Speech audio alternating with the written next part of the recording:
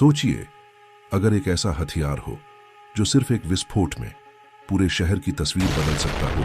ना कोई लंबी मिसाइल, ना कोई जटिल रॉकेट इंजन, बस एक बम जो आसमान से गिरता है और कुछ ही सेकंड में इतनी ऊर्जा छोड़ता है जितनी इंसान शायद ही कभी कल्पना कर सके।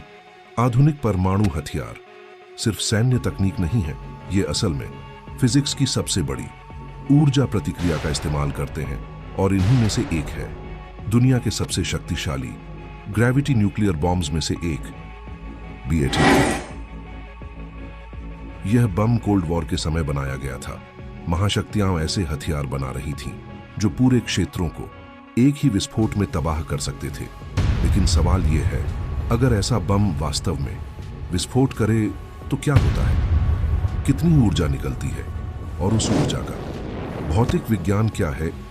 इस वीडियो में हम राजनीति नहीं बल्कि उस विज्ञान को समझेंगे जो आधुनिक परमाणु हथियारों को इतना शक्तिशाली बनाता है।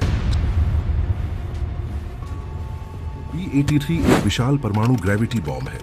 इसका वजन लगभग 1100 किलोग्राम होता है और इसकी लंबाई लगभग 3.7 मीटर होती है, यानी आकार में यह लगभग एक छोटी कार जितना बड़ा है।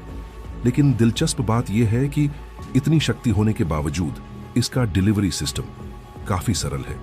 यह एक ग्रेविटी बॉम्ब है, इसका मतलब है इसे विमान से गिराया जाता है और यह बस गुरुत्वाकर्षण के कारण नीचे गिरता है। कोई रॉकेट इंजन नहीं, कोई प्रोपल्शन सिस्टम नहीं, लेकिन इसे गिराने वाले विमान दुनिया के सबसे उन्नत रणनीतिक बम वर्षक होते हैं, जैसे B-2 स्पिरिट स्टेल्थ बॉम्बर या B-52 स्ट्रेटोफोर्ट्रेस। ये विमान लंबी दूरी तक उड़ सकते हैं और गहरे दुश्मन क्षेत्र में ऐसे हथियार पहुंचा सकते हैं। और जब बम अपने लक्ष्य के पास पहुंचता है तब शुरू होता है फिजिक्स का असली प्रदर्शन।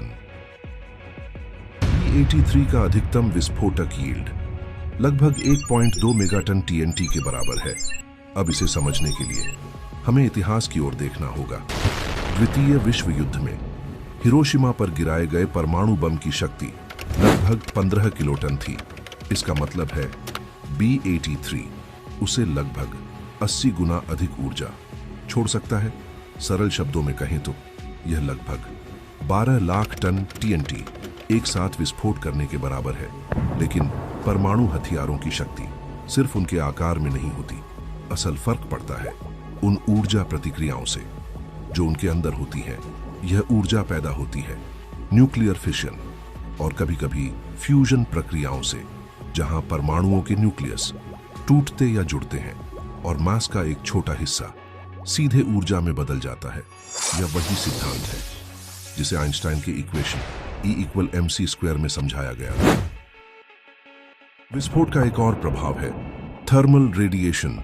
यह एक अत्यंत तेज हीट फ्लैश होता है जो विस्फोट के शुरुआती सेकंडों में निकलता है।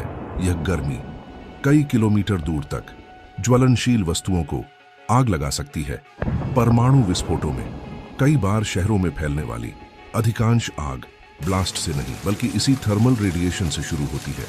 यानी विस्फोट के बाद सैकड़ों अलग अलग जगहों पर एक साथ आग लग सकती है। जब एक परमाणु बम विस्फोट करता है तो सबसे पहले बनता है एक विशाल फायरबॉल। यह कुछ ही माइक्रोसेकंड में बन जाता है।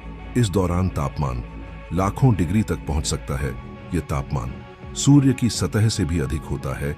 इतनी तीव्र गर्मी आसपास की हवा को तुरंत आयनाइज कर देती है और एक चमकता हुआ प्लाज्मा स्फीयर बनता है।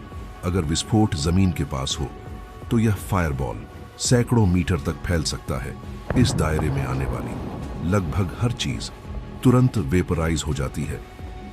इसके बाद आता है एक और कम दिखाई देने वाला लेकिन महत्वपूर्ण प्रभाव, EMP यानी इलेक्ट्रोमैग्नेटिक पल्स। परमाणु विस्फोट एक विशाल विद्युत चुंबकीय ऊर्जा पल्स पैदा करता है। यह पल्स इलेक्ट्रॉनिक सिस्टम को ओवरलोड कर सकता है। पावर ग्रिड, संचार प्रणाली और इलेक्ट्रॉनिक उपकरण अचानक बंद हो सकते हैं। आधुनिक दुनिया में जहां लगभग हर चीज इलेक्ट्रॉनिक्स पर निर्भर है, EMP का प्रभाव काफी बड़ा हो सकता है। न्यूक्लियर विस्फोटों की शक्ति सिर्फ ऊर्जा की मात्रा से नहीं बल्कि उसके फैलाव से भी तय होती है। फिजिक्स में ब्लास्ट इफेक्ट्स एक विशेष स्केलिंग लॉ का पालन करते हैं। इसका मतलब है, अगर ऊर्जा कई गुना बढ़ती है तो विनाश का क्षेत्र सीधे उसी अनुपात में नहीं, बल्कि एक जटिल गणितीय संबंध से बढ़ता है। यही कारण है कि मेगाटन श्रेणी के हथियार सिर्फ थोड़े ज्यादा नहीं, बल्कि पूरी तरह अलग स्तर के विनाश पैदा कर सकते हैं। कोल्ड वॉर के दौरान ऐसे हथियारों को डिटरेंस के सिद्धांत के तहत विकसित किया गया। इसका मतलब था ऐसी शक्ति बनाना जिसे देखकर दुश्मन हमला करने से पहले कई बार सोचे। यानी इन हथियारों का उद्देश्य हमेशा उनका उपयोग करना नहीं, बल्कि उनकी मौजूदगी से संघर्ष को रोकना भी था। लेकिन चाहे रणनीति कुछ भी हो, इन हथियारों के पीछे का विज्ञान आज भी उतना ही शक्तिशाली है।